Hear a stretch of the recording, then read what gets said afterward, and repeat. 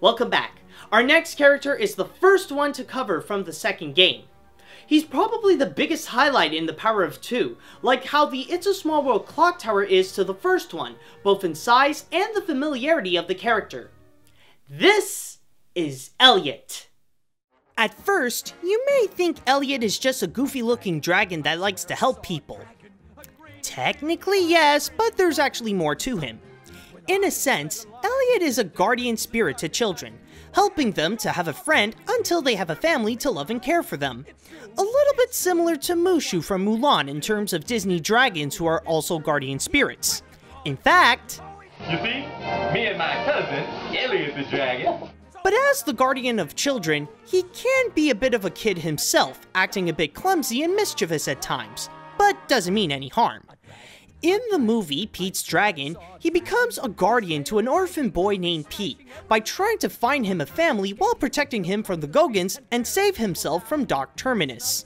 When it comes to the making of Elliott, he was designed by Disney animator Ken Anderson.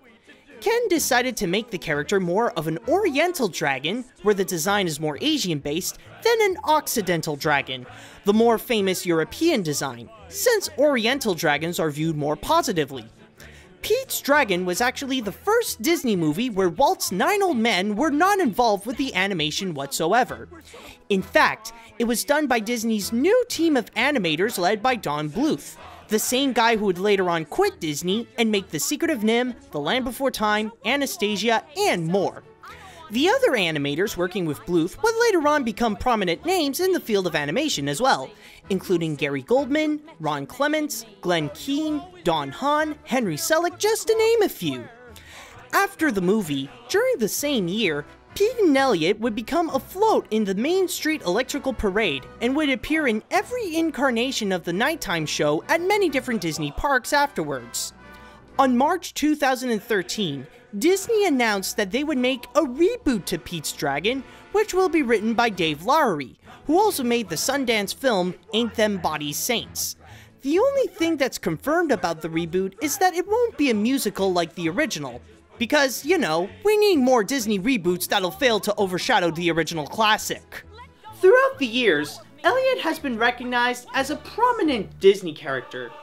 Not as famous as Mickey and the gang, but not too obscure to be completely forgotten. However, in Epic Mickey 2, he's no longer the friendly guardian of children that we all know to love.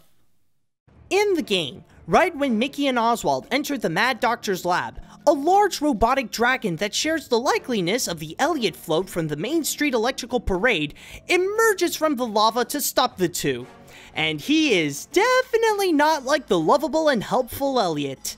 Here, he is known as the Blotworks Dragon, and his goal is to destroy, packed with thinner breath and a large buzzsaw tail.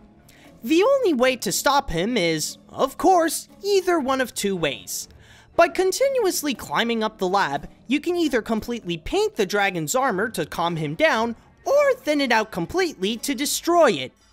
But you guys might be wondering, what do I mean by Blotworks? Is it like a new and different kind of Beetleworks? Well...